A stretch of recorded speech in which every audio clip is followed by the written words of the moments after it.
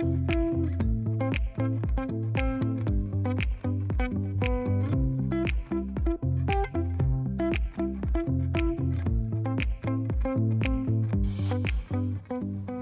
hello.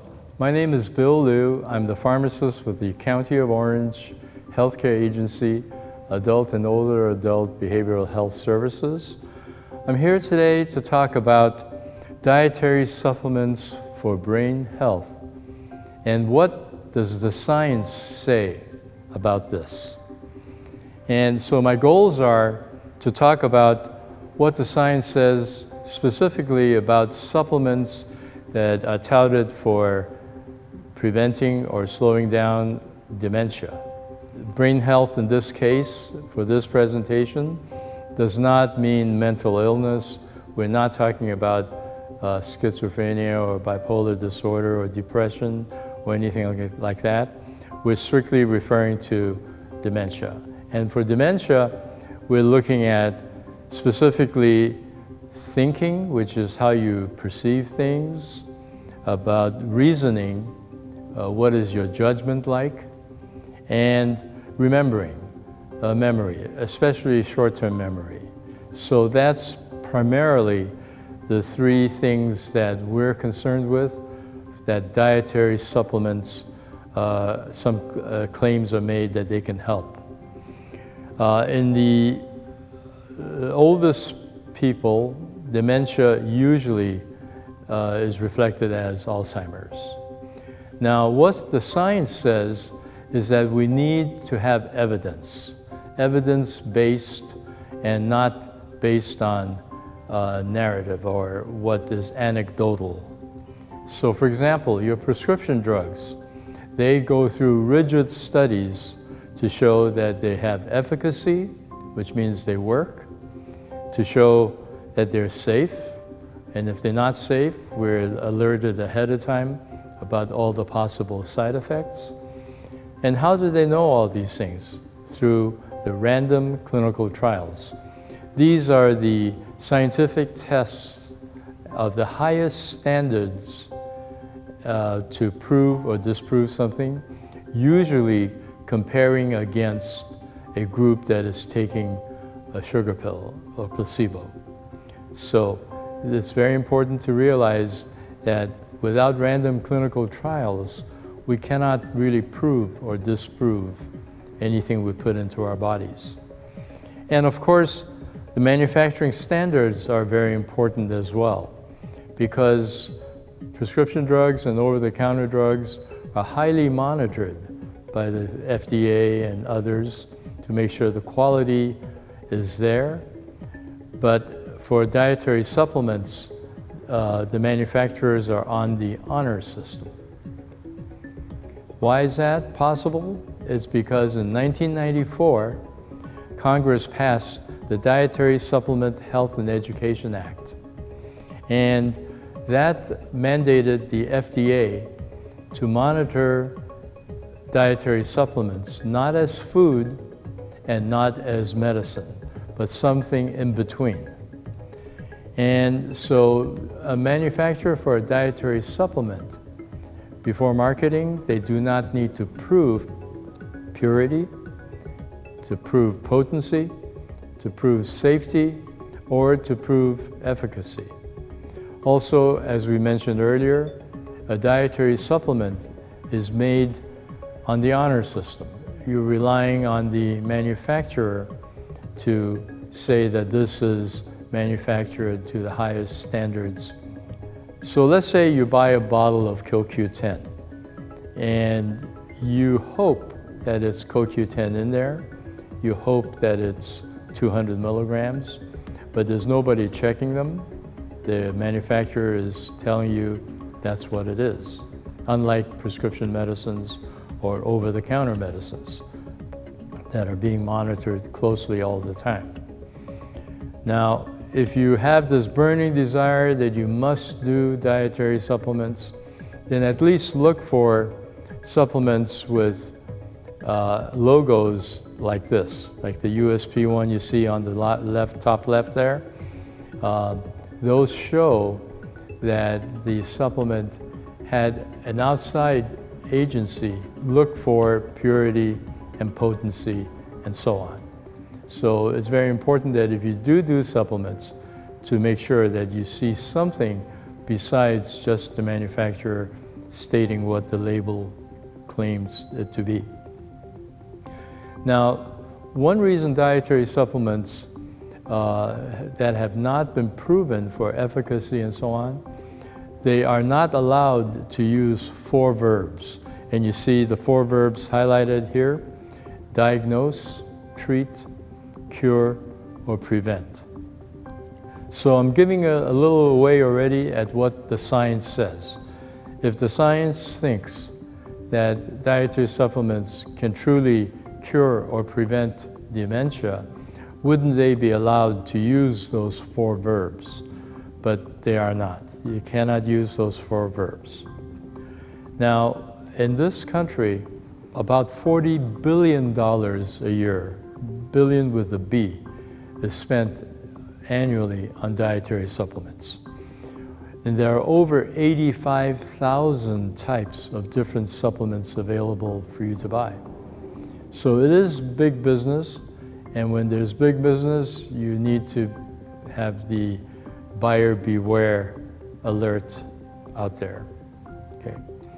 Some of the most commonly sold dietary supplements touted for brain health are those listed on this screen.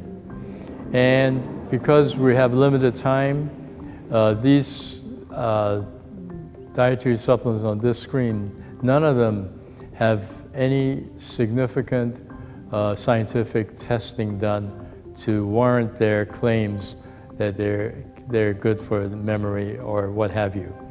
And this is as per the government's National Institute of Health, NIH, and the National Centers for Complementary and Integrative Health.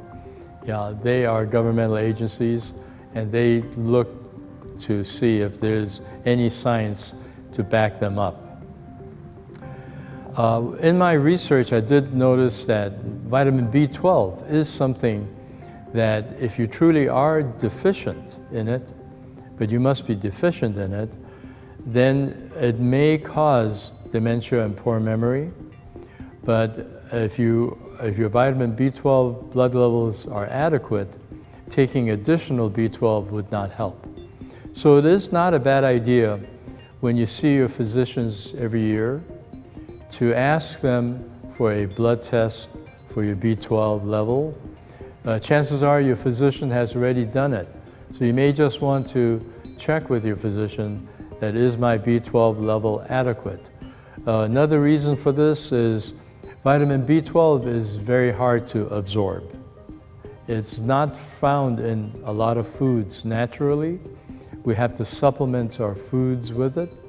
And many seniors then fail to start absorbing B12.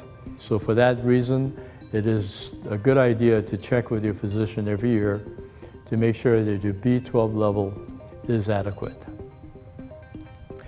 Now on the market, there are a whole lot of proprietary items that we call proprietary. In other words, these drug manufacturers will create a nutritional supplement and put in their ingredients that are proprietary to them only. And so, by just looking at the name of it, you would not know what's in there unless you look at the fine print. And they give it, some of these are given very attractive names like brain dust, or this one here called brain fuel. And there's so many of them on the market. And none of these then, of course, have undergone those random clinical trials to prove what they claim to be able to do. So let's see what the scientists are saying. And let's look at the governmental agencies, for example. That would be your NIH, which is your National Institutes of Health, your NCCIH, National Centers for Complementary and Alternative Medicine, the ODS, Office of Dietary Supplements, the Food and Drug Administration, the FDA, and the CDC, the Centers for Disease Control.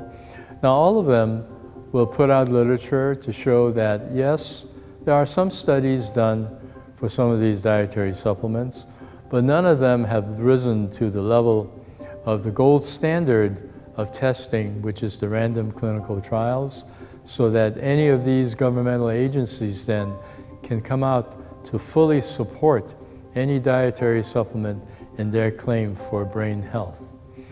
Now, I'm speaking today in the year 2020. It is May. That is not to say that things won't change. Maybe somebody will come up, some drug company will come up with a supplement that truly will work in the future. So I hope to report back, let's see, maybe in the year 2022. I may be speaking then on supplements that really do work. But as of 2020, mid-year, the governmental agencies cannot come out to support any dietary supplement for brain health. Let's then look also at the Global Council on Brain Health. Who are these people? Global Council on Brain Health is a group that was put together by the AARP. You're all familiar with them, the American Association of Retired Persons. They didn't just look for American scientists. They went, indeed, all over the world and put together this dream team, so to speak, of scientists, health professionals, scholars, and policy experts. And they have come out with a position paper that says that there is no dietary supplement out there today that can influence brain health, especially in the form of cognition, human cognition, leading to dementia. There is no supplement currently available for that purpose. And this is a worldwide group of people. Then let's look at academia. This would be all our universities. There were too many to list, so I picked one from the East Coast, Harvard, one from the West Coast, University of California, San Francisco. And there's a group of neurologists from the University of California, San Francisco, who recently published a very convincing paper. In fact, it was published on January 25th, 2019 in the Journal of the American Medical Association. And this group of neurologists called the supplements the rise of pseudomedicine for dementia and brain health. Their publication states that there is no known dietary supplement that can prevent cognitive decline for dementia. Supplements do not undergo FDA testing for safety or review of efficacy, and we've talked about that already. And they also go on to say that some supplements indeed can be dangerous. Like if you take high doses of vitamin E, which is one of the supplements people do take, if you take very large high doses of that product, there is the risk for hemorrhagic stroke. And so supplements are not always as safe if you're just doing this on your own. And another favorite university, Harvard, they've come out and also have trouble identifying any dietary supplement. So one of their professors, he's a professor who works in the neurology department. His specialty is Alzheimer's disease. His name is Dr. Rudy Tanzi. He says that sadly, because there is no dietary supplement, right now a healthy lifestyle may help some people to try and improve or prevent or slow down the onset of dementia. And his acronym for this is SHIELD, S-H-I-E-L-D. This acronym, SHIELD. What does it stand for? The S, sleep. If you get adequate and quality sleep, it is very, very important. 8 hours of sleep a day. It doesn't have to be all at the same time. Many of our seniors can only sleep maybe 5 to 6 hours a night, but then maybe a half hour to an hour nap, things like that. Because during sleep, your body is building and rebuilding a lot of the large molecules that not only help with the immune system, but just help in health in general. The H, the next letter H, is probably the hardest one. It's that you should handle your stress, because stress can definitely impair brain function and body function in general. It can lead to many, many diseases and conditions. But it is easier said than done, and Dr. Tanzi acknowledges that. So you should learn techniques to learn how to manage your stress. I is to interact with people. As I'm talking, we're in the middle of the coronavirus pandemic, so interacting with people physically is probably not recommended, especially if you're not keeping your social distance. But what's wrong with the phone? Pick up the phone, speak to your friends, your relatives, your neighbors, but don't sit at home idle by yourself all day, all night. Interact with people, use creative ways through barriers or by using the phone. E, exercise. Exercise regularly, preferably daily. If your doctor allows you to exercise, he's not forbidden you to, then exercise daily. Work it up. Start slow, start low, go slow, and build up your tolerance to exercise. Don't go out and start by running the marathon. Build up slowly to how much you can tolerate. And always bear in mind that for seniors, you want to find an area that is safe for exercising, that's level. We certainly don't want you to fall because you're exercising. So always think about your safety and not to fall. L, learn something new. Often, do that as much as you can. I've seen studies where people learn 2 or 3 languages ongoing. They never plan to use it, but it stimulates and exercises and keeps their brain much healthier. And D, of course, is diet. A healthy Mediterranean type diet, low in red meats, low in processed foods, low in sugar, high in vegetables, colorful ones, and all kinds of fresh fruit. So diet is also extremely important. So if you live by this lifestyle of SHIELD, this will have many benefits for you for brain and physical health. Thank you so much for joining me these last few minutes on my report on what the science says at this time on dietary supplements for brain health. This would be the state of the condition in the year 2020.